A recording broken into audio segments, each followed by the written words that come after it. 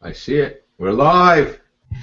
Hey, good evening, everybody, and welcome back for another episode of Geeks Worldwide Capes Crew. This is our weekly podcast covering all things comics and pretty much whatever the hell else we decide to discuss. Tonight, we are quite honored, I am personally quite honored, to have on board with us special guest stars Mr. Greg Rucka Hello. and Miss Nicholas Scott. Hello. And joining me, almost as always, Peter, this is a pretty damn regular thing for the two of us. Yeah, My stalwart co-host, Mr. Peter Morrow. How are you doing, Pete? pretty good. How's everybody? Hang in there. Excellent. Good, good. So let's get right down to it. So, Greg, the first thing I wanted to ask you about was I wanted to hear a little bit about what it was like growing up in Monterey. As I've spent some time there myself, I was there for about 18 months. Oh, were you at the postgraduate school? Yeah, yep. All right. So you know which you speak. Uh, I actually grew up sort of in the no man's land between Monterey and Salinas, on the ribbon of two-lane highway called Highway 68, and about the time I was in high school, I began spending most of my time in Monterey when I wasn't, in school, because that's where pretty much all my friends were. And that's where, I don't know when you were there. My favorite comic book stores of my youth were both in Monterey on Cannery Row. The first one was in the Edgewater Packing Company, which, if Monterey is an old cannery on Cannery Road that was refurbished and turned into sort of like an ice cream parlor with an old carousel and an arcade on the ground floor. Then on the second floor had all these boutique-y shops like candy and tourist tchotchkes and kites and places that would regularly go out of business every 6 months to be replaced by somebody else selling the exact same thing, but presumably with a better business model. And there used to be a comic store up there, and then down on the row itself was Lighthouse Comics, I want to say. And I actually worked there. My wife and I worked there one summer after we got out of graduate school, but before we moved up to Oregon. And my parents were like, all right, you guys may live here in the guest room. And, we went out there and made minimum wage, and boy, that was miserable. It's Monterey, man. Every time I go back, it looks even more different. It's gotten so expensive now. It's become this resort community. It used to be there was the Presidio, which was active Army base. The Defense Language Institute's still there. Monterey Institute of International Studies, Naval Postgraduate School, and then the 7th Light Infantry Division at Fort Ord. And when 7th Light was shut down, they made it into a Cal State Monterey Bay, and I think that sort of led to that unleashed the gentrification hounds. And there are places now you drive through Monterey and it's like, wow, that's a Rolls dealer and a Porsche dealer and a Ferrari dealer, and it's like, look, Pebble Beach always had money, but it wasn't like spraying everywhere. So yeah. I don't actually like going back. I've got nothing against the people, but it's so not where I grew up now. right. It's just not where I grew up. Yeah, I guess maybe it's true. Sometimes you can't go home again. No, pretty much. Turns out not there. So, as a writer, any inspiration drawn from that area as far as Steinbeck being from there and his writing about that area? Yeah, I mean, you can't grow up in quote unquote Steinbeck country and not learn who the guy is. And where I grew up, actually on 68, one of Steinbeck's stories, The Red Pony, is set very close to where I grew up. And Of Mice and Men, the areas that are described in Of Mice and Men are very, very familiar. If not specifically, they're specific to the region, that central coastal valley. And And then, yeah, I mean, hanging out on Cannery Road, though our Cannery Row and Doc Ricketts' Cannery Row were very different places. I think I'm not sure that had a direct literary influence. God knows Steinbeck's an infinitely better writer than I will ever be. Um, but I grew up in a very literate household, which I think is, for me, certainly helped me become a writer because it was a thing that somebody was making these books, right? So I certainly didn't hurt. It certainly didn't hurt. And the John Steinbeck Public Library in Salinas, I spent a lot of time there as a kid. I mean, a lot of time there. So Very nice, very nice. So, Nicola, you are from Sydney, Australia, is that correct? Yeah, that's right. So unfortunately, that's one of the few places that I haven't lived. So, Ah, nuts. so Well, you might have missed your chance because just like Greg was saying with Monterey, it has become ridiculously expensive here. Like I still live in the same areas that I grew up in, and it's pricing me out of my city. You know, wow, yeah, like Sydney real estate, Australian real estate in general, is considered pretty out of control. In fact, I think of the most expensive cities lists in the world, Sydney often appears in the top 5, right? usually above most American cities. Wow. So, Most expensive place to live. so can you talk to us a little bit about what things in Sydney or in the area, as a geographic reference, kind of led to you getting into being an artist and being a comic book artist? And I'm curious because on your bookshelf there you have a reference, a mythology reference, and so I'm wondering if, because of your work on Wonder Woman, if there are specific things from. Yeah, I mean, I was a mythology geek as a kid. I was into Greek gods and Roman gods. I'm wondering if that has any connection to your artistic path that you've chosen. Oh, completely. None of it has anything to do with being in Australia, though. The light here is incredibly different. And certainly sort of my first artistic influences were my mother and my grandmother, who are both artists in very different ways. But my interest in like classically themed art from pretty much any era kind of went hand in hand with my love for Wonder Woman. I didn't sort of really recognize the relationship between the two until I was probably in my early teens. But I was already pretty hooked on,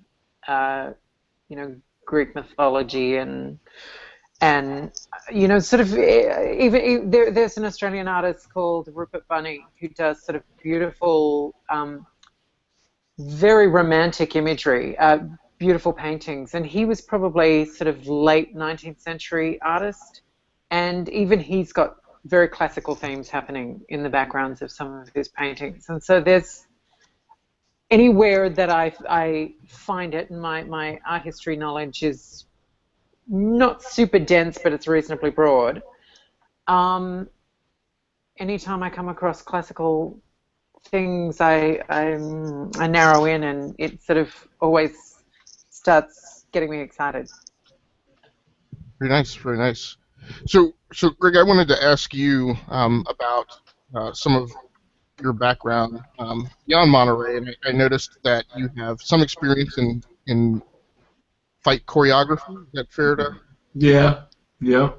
So one of the things that I'm particularly interested in as a comic book reader, and Nicola, I'd like to get your input on this as well, is I've noticed one of the things I pick up on is how well is the fight choreography staged in the panel work in a comic. And I'm very curious as to how you and Nicola work together, because melee combat and hand-to-hand combat seems to present its own unique set of problems in panel layouts and construction versus vehicular combat, aerial combat. I'm kind of wondering and interested how, Greg, your background in fight choreography plays or doesn't play into the workflow and methodology that you and Nicola utilize when you're collaborating to lay out fight choreography in a comic. Well, it's interesting. I think we haven't had a whole lot of combat in Black Magic, Not yet. at least not in this first arc.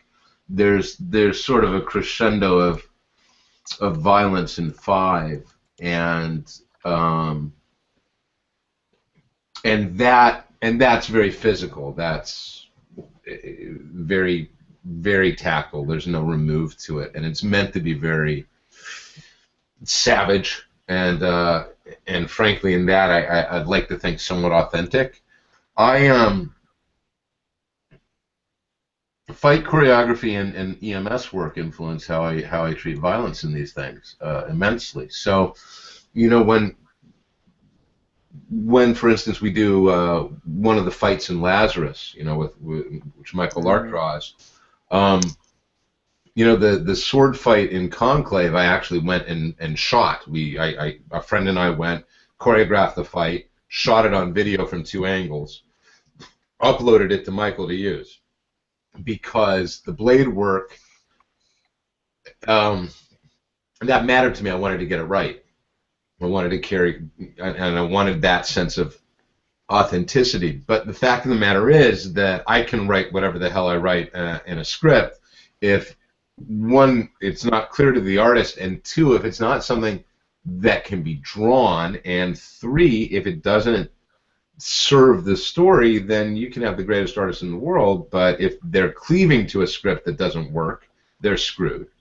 And alternately, if the script works and they're not, it's screwed. It's very hard to find, I think, good fights in comics, because especially most superhero comics, tend to have punch, punch, punch, punch, building falls down. And there isn't a lot of causality. If you go back and you look at, like, I mean, I think some of the best fist fights that I ever saw in comics were in the Denny O'Neil, Dennis Cohen question run, where it was very clear that Cohen's familiarity with martial arts was evident on the page, and Denny, I'm sure, I never asked him, but I'm sure Denny wasn't just doing panel by panel breakdowns describing moves. You know, he wasn't saying, in this panel 3, you know, page 4, panel 3, Charlie launches a descending cross block. You know, I doubt he said that. But Cohen was able to bring his repertoire and his love of, you know, Bruce Lee and really great kung fu and make it work. Nicola, despite having the handle of Nicola Meow here, will kill you as soon as look at you. So I have no illusions that when I give her a fight, she'll go to Bloodthirsty. You know, and like I said, I think about the issue 5, the fight in issue 5, and it has exactly the brutality that we were going for there. So when you talk about the collaboration, a lot of times when I'm scripting, especially now that I've gotten older and wiser, I tend to script these things in communication with my collaborator to some extent. So, well, the specific moves of a fight may not have been discussed, when Nicola knew the motion of the fight, and she knew how it was going to end. And thus, when she got the script, she could be like, well, that doesn't work, but I can shift this around, and this would be a better visual, and this would follow logically, and that's, you know, that to me is the best and the beauty of comics. You know, when you have that kind of collaboration. So. Yeah, we always have a really good talk about any big set pieces that are coming up. The nature of them, the context of them. You know, the fight that was in issue 5 was quite brutal, but it's also kind of scrappy. It wasn't really anyone showing fight artistry. Though I've always noticed whenever I read in one of Greg's books that I haven't drawn, when there is a real, honest to God, hardcore fight going on, like in Lazarus, like in a number of different stories, knowing what Greg is like, I know how much information has gone into making it a credible fight. It's true. Yeah, I spend way too much time on that. Well, if that's the thing that interests you, it's also the thing that sells the legitimacy of the violence. Yeah, and I think it goes to the use of violence in drama. I think that I decided early on, and this is not to say I'm always successful at it, but I decided early on that I never wanted fights just for the sake of fights. And my own personal experience with violence, it's rapid and it's random, and there's a lot of adrenaline that makes you do and say things. There's a reason why soldiers, why we train people endlessly for combat, because you don't really have time to think about it. You do the thing you need to do. And it matters to me that when there be moments of violence, that it is,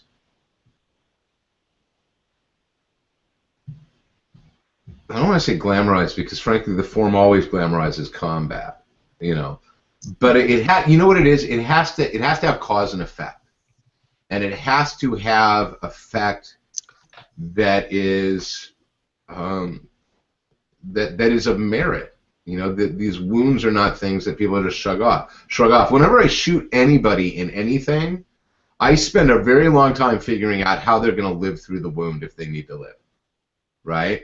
Because I know enough about the fact that when a bullet leaves a gun, it doesn't give a rat's ass what your intention is, right? You can shoot the wound and, go for the knee, and you know what? It's going to hit the femur and ride up and bounce off shatter off the hip bone, lacerate the liver and the kidney, and guess what? They're dead. And also they can't walk because you took the leg. So I want to. One must respect the chaos that is violence. Right. So the next question I want to ask is: each of you have had at differing points. I may not have tracked the history well enough to tell if it was at any point together, but have at individual points at least had an opportunity to work on what I refer to as the Holy Trinity. So Batman, Superman, Wonder Woman. Yeah. Nicola, I'll start with you. What can you articulate what it meant to you to work on Wonder Woman, to take that character kind of into your hands, right, for stewardship for a period of time, and Right. what that experience was like, both going onto it and also transitioning off of it. Well, my entire reasoning for getting into drawing comics in the first place was because I wanted to make a living out of drawing, and the only thing that I could think of that wouldn't be boring to draw was Wonder Woman. And that was where the idea that I could make a living drawing comic books, because that's where Wonder Woman lives, and someone has a job where they draw Wonder Woman every day.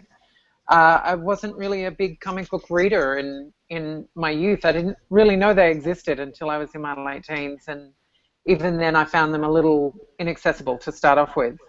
But I was familiar with the character because of the TV show, and I was familiar with Superman and Batman because of their TV shows and films. And so those three characters are the ones that I have a real long-term emotional nostalgia for and connection to. And so to sort of get more informed about comics and find out that they actually exist together in the same universe in comic books was pretty interesting. I think I had a pretty good idea because of the Super Friends cartoon.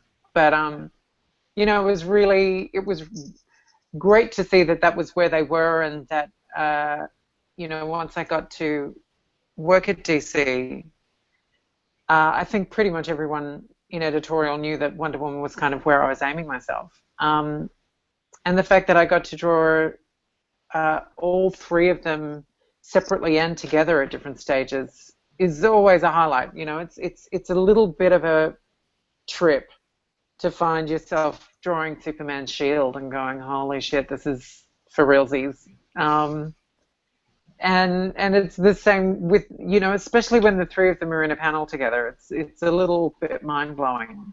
And hopefully I'm not done. Awesome.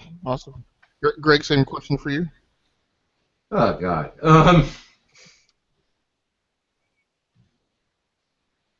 you try not to think about it too much when you're doing it, because it'll paralyze you.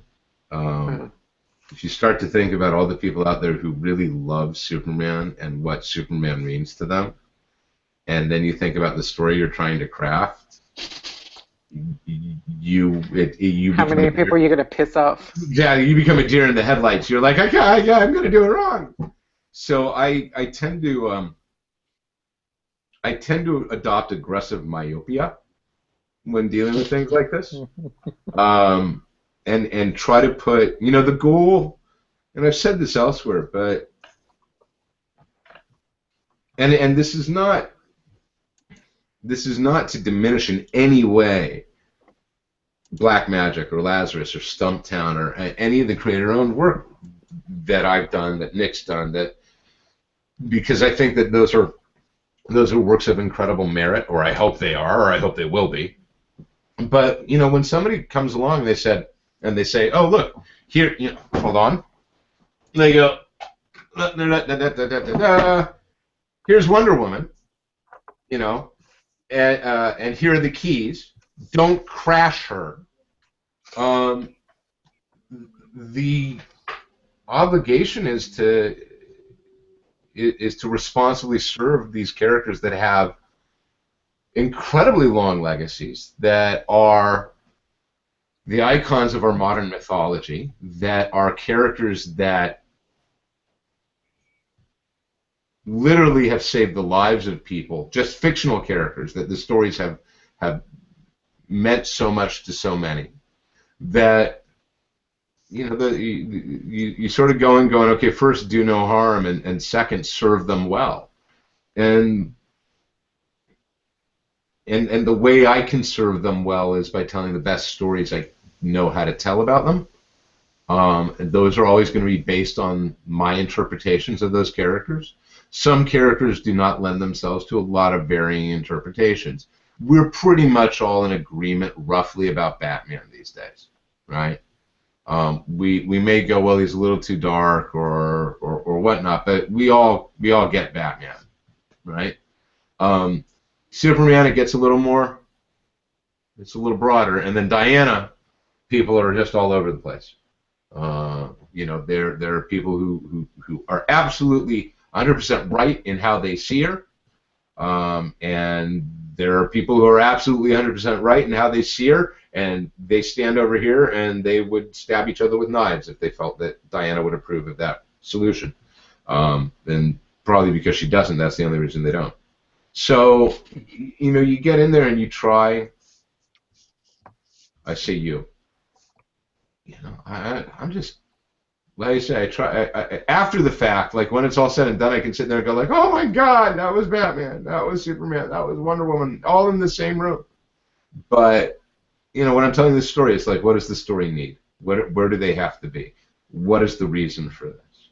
One of the beauties of it is that the universe provides justifications, because there's 75 years of material. So it's not very hard to explain why Diana and Bruce and Cal are all in the same room talking to one another. There's a history now that, in the main, justifies it. And just as far as what Nicola was saying, absolutely, there are moments. There have been moments when I've written all three in the same scene, and it's so cool. And then you go like, no, pay attention to what you're doing. Good, Peter. Speaking to what you were just talking about, when you're writing these stories for these characters that have such a legacy, do you get a lot of direction from DC or Marvel, specifically in where they want the stories to go, how they want the art to go, or are you just given kind of a blank check almost, and then they approve or disapprove later? You want to talk about the art, Nick? Okay. Generally, they want to see what you want to throw at the wall. They're always open to what your ideas are, and depending on how what kind of rhythm the whole company is in at the time. Like certainly for something like the New 52 a few years ago, there was a lot of editorial control and a lot of editorial mandate. And that is limiting in that you're constantly being reined in, but it doesn't necessarily make the final product not great.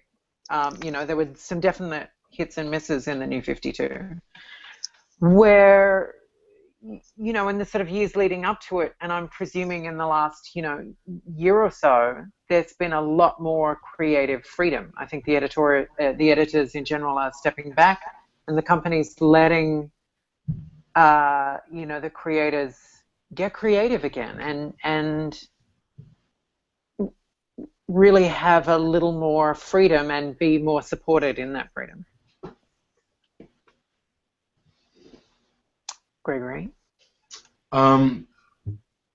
It depends on the era. It really depends on the time, Peter. There have been times when they give you all the rope you could want, and they say, "Go forth and make something beautiful, or hang yourself. We care not."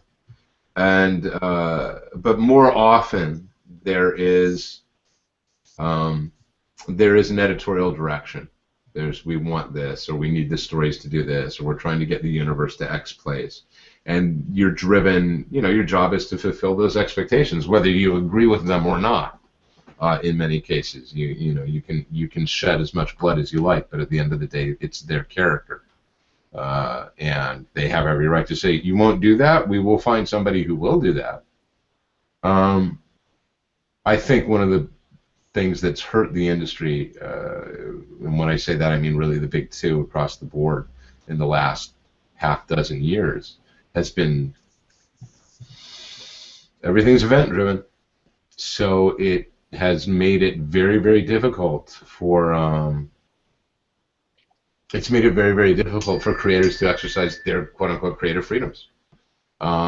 And that's unfortunate, because I think the thing that you get, the best thing you get when you have good creators is the package that's them. They're going to bring their best to it, but you have to turn them loose. If you try to control them too much, or worse, if you tell them what the story is, well, that's just dictation. And don't hire me for dictation. That's not my skill set. So. And I have to send a message to my wife. So carry on while I type this. So Nicola, when I ask, Yeah. can I hear your perspective? So you've worked on what is one of my personal favorite properties, which is topics in the Buffyverse. So, Oh yeah. had an opportunity to handle Illyria, who is a very interesting character. She, when you go back to the TV show, starts off as one of the most endearing characters in the Angel continuity. Fred Burkle, who winds up becoming Illyria. Then you also had a chance to work with Spike, who is another character. There's definitely a faction of Buffy fans who are huge Spike fans. So I wanted to ask how, is there anything particular you can describe about that experience of kind of, again, yeah, go right ahead. That one was a really strange roundabout experience for me, because I'd kind of missed the Buffy train. I'm just sort of maybe a little bit too old, and certainly at the time I was out of the geek loop, and so I missed Buffy, and I missed Angel, and then when I got given this gig, I rang up my very new at the time, very geeky friend who I knew was very into Buffy and Angel, and said, "Okay, I'm writing this book drawing this book with this guy called Peter David, who I hear is pretty good, and it's about a character called Illyria. Fill me in." And she did, and it all just blinded me. I had no idea, but she gave me her fifth season box set, which I watched the double episode where Fred becomes Illyria, and was like, "Oh, okay, that's kind of interesting," and then watched all the Illyria episodes a couple of times. And within a couple of months, my husband and I sat down and we watched all 5 seasons of Angel from scratch. Because this stage I was kind of vaguely curious about, what this whole Buffy universe was about. But we started with Angel because that was one of his favorite TV shows from the 90s. And we watched it from scratch and absolutely loved it. I was all in. And by the time that double episode came along in the 5th season, I was like, holy shit, I can't believe that this is the episode where it all happens. Oh my God, I can't believe they're going to do this. Sort of watching it, knowing what was coming, was terrifying enough, and I can't imagine what it would have been like for the fans of the show as it was airing.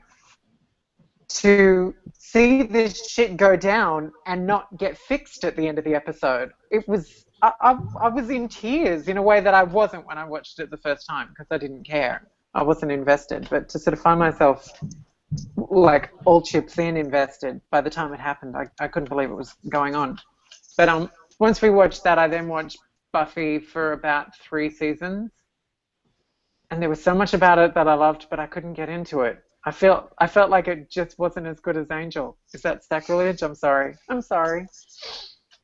But yeah, Angel's one of those shows that I could, I every now and then when I need a TV show on while I'm working, if I'm having a hard time in the afternoon, staying conscious and keeping myself at my desk, I'll put a TV show on. And Angel's one of those shows that every couple of years it gets a full 5-season playthrough.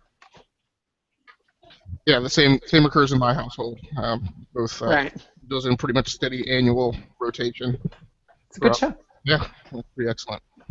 So Greg, a similar question. I wanted to talk to you a little bit about Gotham Central, and if it's not too presumptuous of me, one of the things that for you as a talent in my mind, as far as like what characterizes your background, is this nuance of characters that you create or develop who are not like primary stage characters. They're these kind of just a skosh off-camera characters like Renee Montoya and bringing us, Catherine King. So I wanted to talk a little bit about Gotham Central and your experience and kind of what your primary goal was with working that property, and knowing that it was, it's not Batman, it's in the camp, but and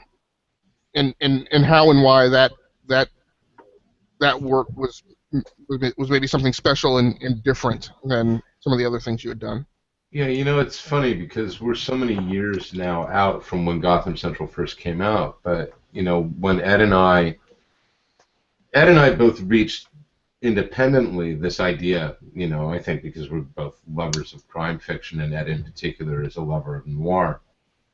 And then we met, and within like 5 minutes of our first meeting, I think we were talking about how we needed to do something about the Gotham cops. And then we had to push a boulder up a hill to get permission to do it, because that was an era of comics where if you were not having, it was genuinely felt as a risk, or seen as a risk by DC, to put out a Batman book that Batman would have never be in, that you would only see supervillains. And Ed and I would point over at Powers, and be like, it works over there, guys. I can't speak for Ed on this. I think for me, the thing that always appealed was,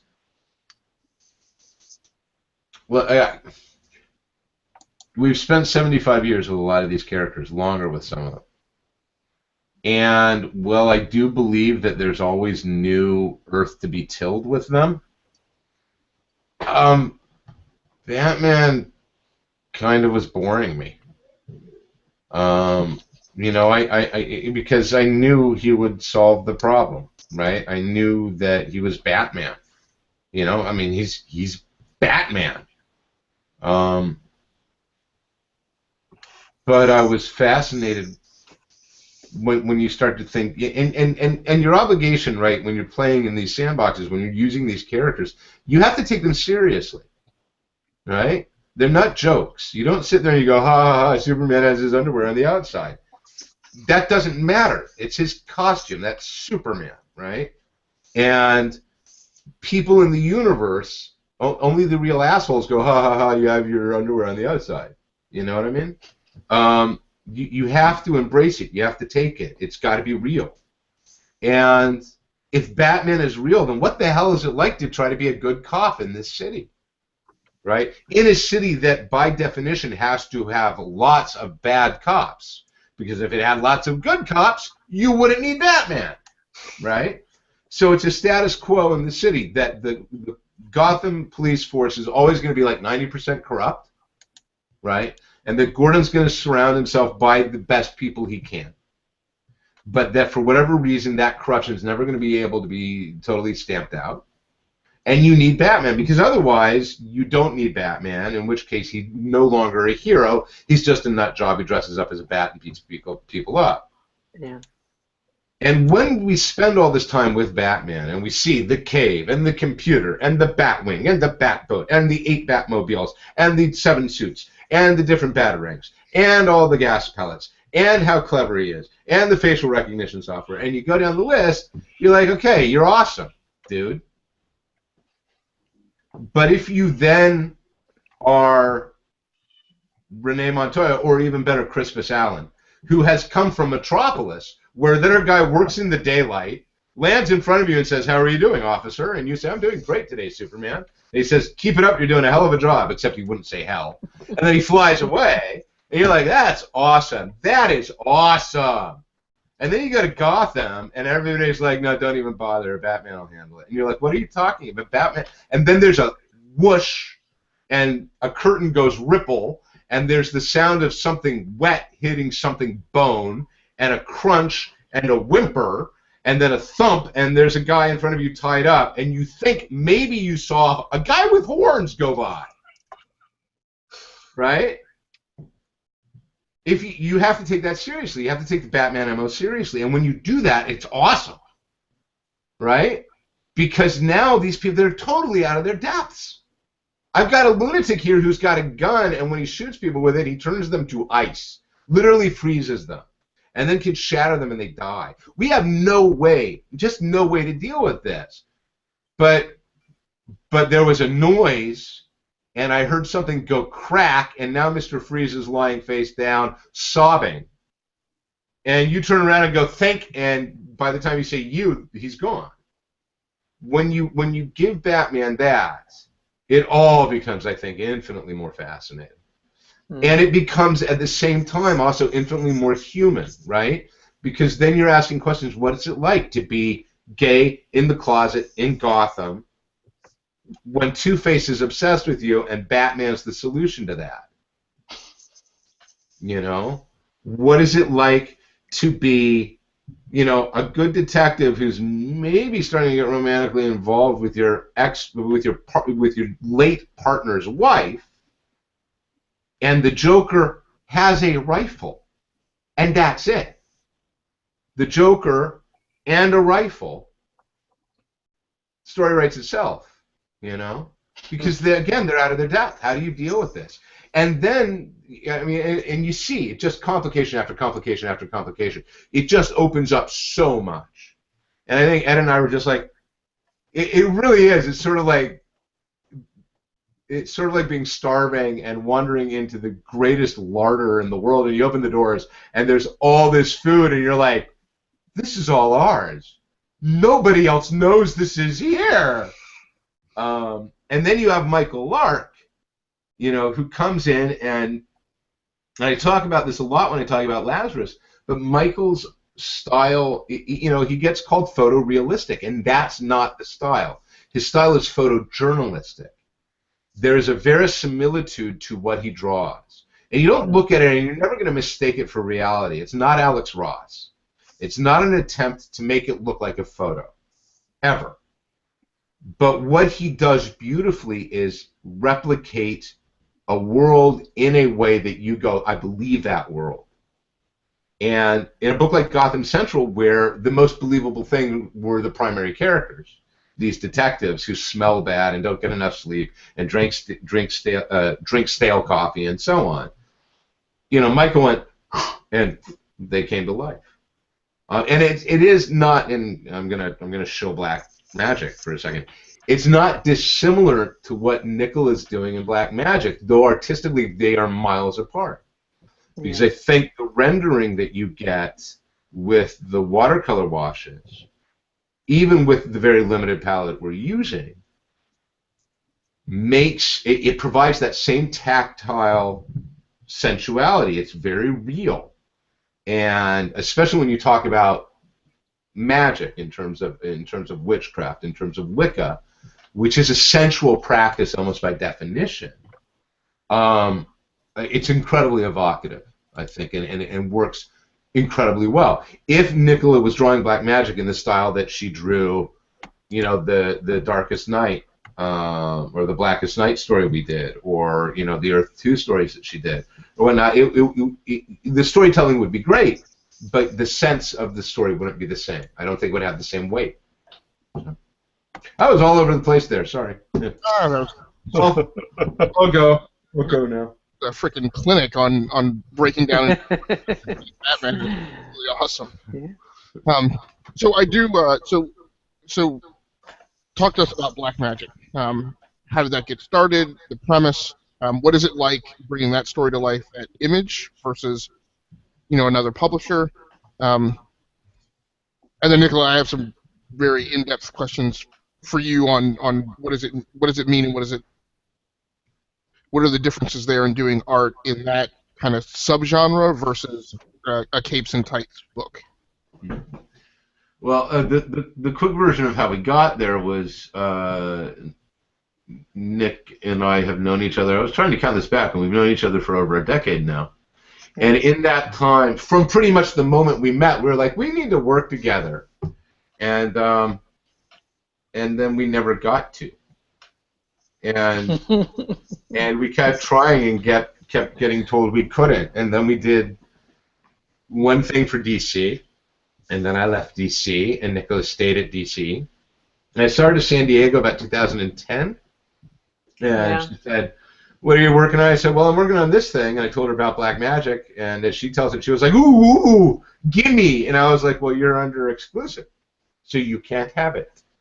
And for one reason or another, Black Magic did not come together the way I thought it was going to. And Nick kept coming back around. So when the time was right, and it's good because it's the right marriage on the book. Image, we ended up at Image mostly because Image makes it very easy to do books the way you want to do them. One of the I use this metaphor a lot. I used it already in this conversation, but one of the things Image does is they take $2,500 as a service fee, and then they give you all the rope you need, and they're like, knock yourselves out, Yeah. And lo and behold, you can make a really nice hammock, or you can make a net that you will never get free from, I mean it's and.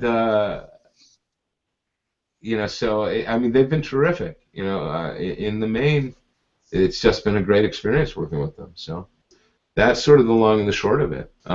It's, I think, a passion project for us. It's also a project that luckily we have time for and time to do. When you work at the big two, you are always under deadline pressure. Because you really don't control the schedule. These are monthly periodicals. They've got to come out monthly. Right now, we're on a Black Magic break because we finished the first 5 issues. We finished the first arc. And now it's downtime. We're going to come out with the trade, and we're going to get the next arc set and move forward. That's a luxury you do not get at Marvel or DC. You just don't get that luxury. It's not even, don't even suggest it. They'll point and laugh. So. Yeah. Yeah, if we were working in mainstream, we wouldn't have the time to have the amount of Skype conversations that we have. Greg and I talk a few times a week about what's coming up in the big picture and what's coming up next week. And, we really discuss some bits and pieces in incredible detail, just sort of throwing around ideas. And artistically, there is no way I'd be able to do what I'm doing on Black Magic at one of the major companies on a monthly book. It's just not possible. You know, it takes me twice as long, and that's going fast, to create an issue of Black Magic, because of all the painting and the detail and the research we're putting in. You know, trying to avoid the obvious and the archetypes and having no 75-year history to pull from. We're really sort of trying to create something really organic. But that's part of the pleasure of working on something like this, is that we can be super indulgent about what we think works best for the book, issue to issue and page to page. Yeah, it's an interesting trade-off. I think that's very valid. You know, I mean, when you work on a big two character, when you work on, you know, Spider-Man, when you work on Superman, you have the benefit of everybody who came before you and have the benefit of all this beautiful history. You create our own stuff like this. You're creating, this is ours. Nobody's seen it before, and thus that's incredibly liberating. But it's also, there are obvious downsides, and then there's, you know, i.e. people are less inclined to pick up the book simply because they don't know it, right? And you know, it's got its own pitfalls. You have to, we figure it out as we go. The collaboration is key, especially, you know, on a book like Black Magic, on a book like Stumptown.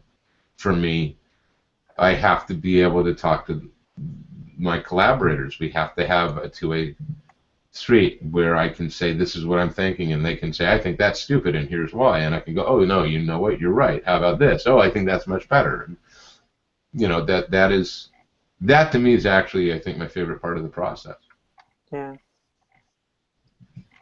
So, Nicola, can you talk to us a little bit about the creative process of choosing the art style for Black Magic, which, as was mentioned, is maybe a little different than things you've done before. And one of the things I'm curious about is, you know, there are a lot of artists who they are a style, and then as they move from book to book to book, the question is, does that style fit that book, and do their choices constrained? You know, and one of the ones that stands out to me is Belsinkovich and like what he did in that original New Mutants run, and I can remember like forcing myself, almost training myself to like get my head into a space where I could consume that artwork. Yeah. Right. Not feel like I remember that moment too. Right. I know. I remember picking it up and going, "What the hell happened to this comic?" Right. Because it was unlike anything else out, and yeah, you had to. It took effort. It wasn't given to you on a plate. You had to earn that book. Right. Right. So I wanted to know about the creative process of going through and making the selection and shifting the style and having that concern of I want to shift the style because I feel like it works better for this book, but you know, what does it do for consumers, and does it put them in a place where there has to be a mental effort in consumption? Right. Yeah, look, certainly a part of my reasoning for being ready to move on from DC was I felt like I'd sort of drawn myself into a corner, literally. I come from a painting background, and so when I decided that I was going to draw comics, I had to sort of learn how to work in line work again and learn about cross-hatching and this, that, and the other. And certainly in my time leading up to DC and a lot of my time at DC, I felt like I was a student of the medium. And by the time I got working on Earth 2, which is a very testosterone-y book, that's probably the sort of most manly book I've worked on, I really wanted a gig like that because I wanted to see if I could do it, and I really wanted to see if the company would give me a gig like that. But it was also, I wanted the challenge of sort of drawing something really full on, to sort of really cap off that here is superhero comics art. And once I was done, it was like, right, okay, I feel like I'm done. I'd like to do something completely different. And I wanted to be able to pick up my paintbrush again. And in the sort of months leading up to starting on Black Magic, and Greg and I talking quite a lot, and me sort of already having this idea of I really want to approach the art differently. I want to sort of be able to use the skills that I used to have and I haven't really exercised in the last 10 years. And have more control, because I am a little bit of a control freak, and when you're working in mainstream, you really kind of have to kiss that goodbye. It's like, you know, I can be as control freaky about the pencils as I want to be, but it then has to get inked and has to get colored, and by the time it comes out the other side, it can be very different to what I had in mind. And sometimes that difference is amazing, and sometimes that difference is really disappointing. And so to sort of be able to have total control on the finished product was pretty exciting, but it also means that you've got that much more work to do. And I knew I'd have to ink this book one way or another. And I knew that I didn't want it to be very colorful. I knew it. I sort of had in my head that I wanted it to be very muted. And so I was looking for examples, and I was looking for colorists that I thought had a really good handle on that kind of thing. And I was experimenting with different mediums. I was sort of, you know, anyone that I knew that painted pictures, I was asking what materials they used. I was ordering, you know, art supplies from all over the planet, and I was just playing with stuff, trying to work out what was fun, because I had a pretty good idea in my head of what I wanted. I just had no idea how to achieve it. And it wasn't until I've sort of, after quite a bit of experimenting, sort of found myself being able to achieve something that I really like the look of, and then being able to repeat it a few times. And, you know, looking for the right paper that I had that was easily accessible. As much as I am a bit of a art Nazi, I also am really practical, and there was no way I was going to make this project as artisanal as it is. There's no way I was going to go, you know, crazy overboard with the kind of paper or materials. It had to be accessible. It's got to be practical. And what I ended up with was like 3 specific markers and 1 bottle of ink. And I feel like I've got exactly the amount of control. I feel like I'm getting the atmosphere that I really hope for in a book like, you know, in a book about witches. I'm all in with witches when it comes to, you know, the sort of the horror / occult genres, witches are my genre of choice. And I've just sort of not seen enough in fiction that has appealed to me, and this is what in my head kind of really appealed to me, that it was sort of atmosphere and texture and tone and emotion more than it was anything else. And so the process now is pretty close to what I was doing before. Like the artboards that I work on are comic book artboards. I'm just working on the back of them. There's a specific brand that has the right kind of relationship with the inks that I'm using, because I'm using layers and layers and layers of wash, starting from very pale and building up to very dark. I find any time I go in straight in with like a dark wash, it doesn't get the effect that I want. I've got to build it up. But that sort of is one of the things that gives all these great textures, that gives everything a real sort of tactile feel. But I start with doing all my roughs, I do them on the back of the page, which is what I've always done. So I draw everything in reverse first. In reverse first. And then I'll flip it over and I'll do the inking, the line work pretty quickly because most of the information is already there. And I don't want it to be too neat and precise. I want it sort of looking organic, so I don't crack open the rulers and the French curves for that. I'll do all of that when I'm doing the roughs. And then I go into painting. And so it's this process. I'll work in batches of 5 pages or, you know, six pages at a time, whatever a scene or a couple of scenes are.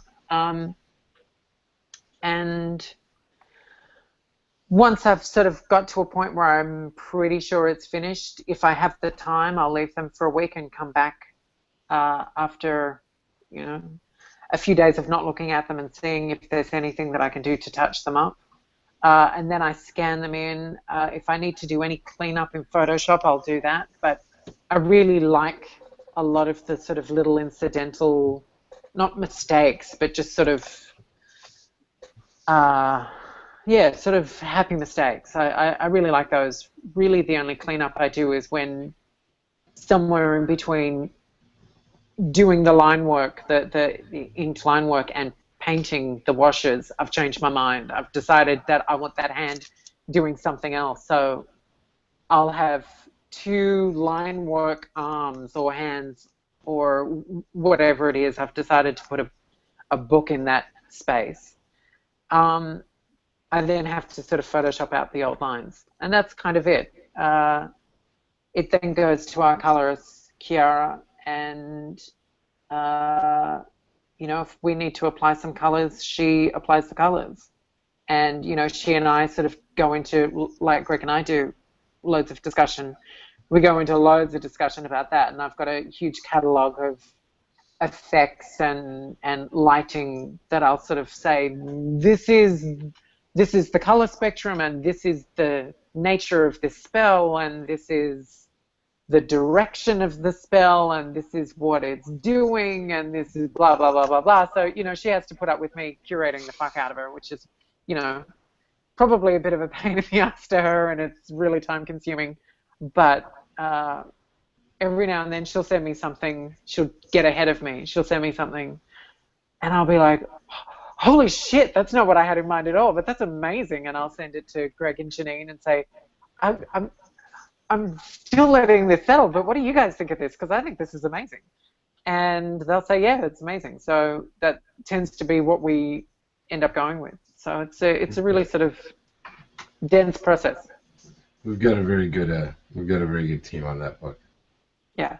Yeah, it was very interesting to hear you talk about constraining yourself to the 3 markers. It sounds very similar to the photographic creative process, where like my camera kit, I've got like 8 different lenses in it, but when it comes time to go out and do a shoot, I force myself to only take 2.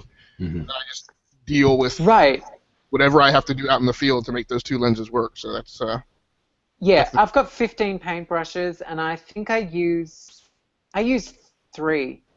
You know, I could probably afford to use a 4th, but I've got to be practical. You know, if I'm juggling all this shit all the time, I don't want to be confusing myself. I like the limitation, because I can really fall down a hole of just anal retentiveness if I let myself. And it's not creative, and it's not really conducive to a schedule. So I'm much better off if I can just say, okay, this is the ink that I'm using. I'll buy 5 of those at a time, and that'll keep me going for a year. Very nice. Very interesting. Peter, did you have any questions? Actually, all of my questions have been answered. Well, that's good to Greg hear. and I waffle on a lot. Yeah, we do. We and you can keep Nicola. I actually do have to go. I'm afraid I have a phone call with my wife and daughter that I must do because they're out of town. So I can definitely understand that. My wife and hope they enjoy the show. Well, they just got back from Les Mis. Oh yeah, so that's lucky them. Yes, so we'll see how it goes tomorrow. Thank you guys. It's been a real pleasure. Thank Thank you so you. much for joining in, Anna. Thank I'll speak to you tomorrow, Greg. Yeah, I'll talk to you later, Nick. Bye. Bye. So- Hey guys, so you're left with me. That's awesome. We can talk all art now. But Peter, did you have any questions for Nicola? Well, yeah, actually, in going with the photography analogy, I'm afraid you're stuck with a couple of photographers here. That's cool. I use a When lot of photo reference. Yeah, when we're shooting, when we're doing a photo shoot, initially it's really hard to desaturate and take away all that color. But when you do, you find that everything has almost a dusk feel or a just before night feel. And coming from a primate brain, the most dangerous time of our existence is when we only see black and white, and that's Yeah. at night. So that your whole art style in Black Magic, I think, really captures that kind of undertone of terror. Good. Well, that was actually sort of part of the not necessarily part of the reasoning, but part of the justification that this would work. When I first brought up the idea with Greg, my selling for it was that it would be really atmospheric. My personal reasons was that that was what I really wanted to do, and that I thought it would be easy to continue doing for a number of years. And that I could do it, 22 pages an issue. But I really liked how atmospheric it would be and how tense it would be and how we would break that tension quite violently when there was suddenly color with the magic. But of course the concern was, are we going to be alienating readers because, black and white books don't sell as well as color books. And certainly when I look at beautiful colors in books that have great colorists or, great sort of color theory behind the art, I love those books and I love color, but I just feel like that wouldn't serve the tone and the motivation of this book. This book sort of needs to be a little creepy. It needs to be a little creepy even when it's not, even when we're doing this sort of the daytime stuff. There's very little that I leave white. Very little that I leave white. Almost the first thing that I do on every page once I start painting is put down a really pale grey wash on everything, because really the only things that I will leave absolutely white are a light source. And even then it really depends on the light source. Right. The art actually, and I mean this as the truest compliment, actually reminds me a lot of the cinematography choices in Schindler's List. It's a very dark movie, very dark subject, and I think if they did it in color, it wouldn't have been as good a movie. No, it would have a completely different feel. Yeah, and when they do add color, like the girl in the red dress, you're suddenly emotionally invested into this girl you've never met before, and I really think it was a powerful choice then and a really effective choice in Black Magic. Oh, good, thanks. So Nicola, I wanted to ask, just going back to some of your work with the big two, Yeah. with Wonder Woman or any other character that you've given a treatment of, is there a particular arc that stands out in your mind that's been a favorite?